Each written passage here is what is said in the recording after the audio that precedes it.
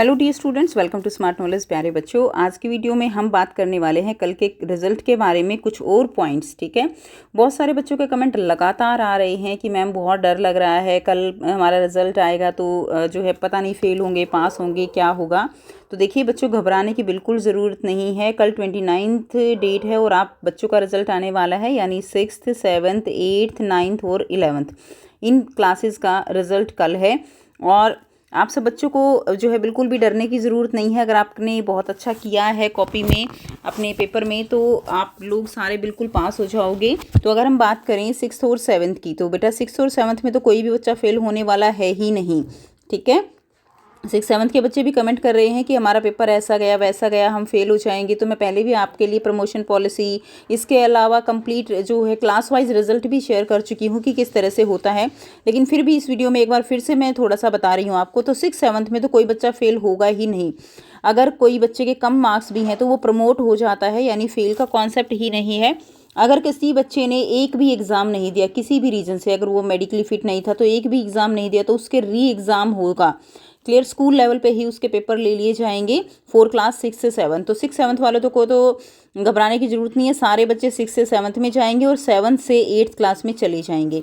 अब बात करते हैं क्लास 8th की। तो क्लास 8th में भी बहुत कम चांसेस रहते हैं कि बच्चे जो है जो बच्चे हैं वो इसी क्लास में रह जाएं। उसका रीज़न क्या है कि आपने अगर पेपर नहीं दिए तो आपको री एग्ज़ाम मिलेगा। आपका कंपार्टमेंट या आप फेल का तो रिज़ल्ट आपका आएगा ही नहीं। अगर आएगा, कोई आपका पेपर अच्छा नहीं गया या आपने नहीं दिया, ठीक है, चाहे फिर एक सब्जेक्ट हो या कितने भी सब्जेक्ट हैं, तो आपका री एग्ज़ाम होगा।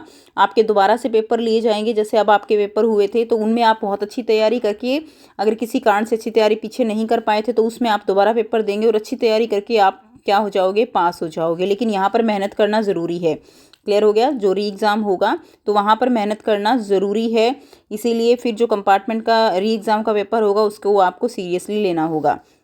अब बात करते हैं जो है क्लास 9th की। तो क्लास 9th में भी किसका कॉन्सेप्ट रहेगा? ग्रेस मार्क्स का कॉन्सेप्ट है। ठीक है ना, ग्रेस मार्क्स आपको मिलते हैं। अगर किसी सब्जेक्ट में कुछ कम मार्क्स रह भी जाते हैं तो ग्रेस मार्क्स आपको मिलेगा।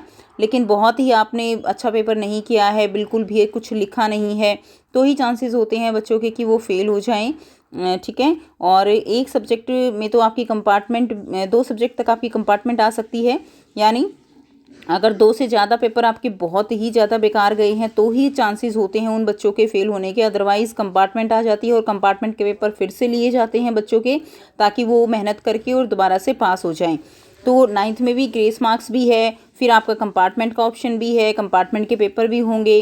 तो आपको अगर ऐसा कुछ हो जाता है तो आपको बहुत अच्छे से मेहनत करनी है। क्लियर? और ग्रेस मार्क्स का यहाँ पे बच्चों को फ़ायदा मिलता है। इसी तरह क्लास 11th में भी होता है कि वहाँ पर भी बच्चों को क्या मिलता है? ग्रेस मार्क्स मिलते हैं। तो यहाँ भी ज़्यादा घबराने की ज़रूरत नहीं है।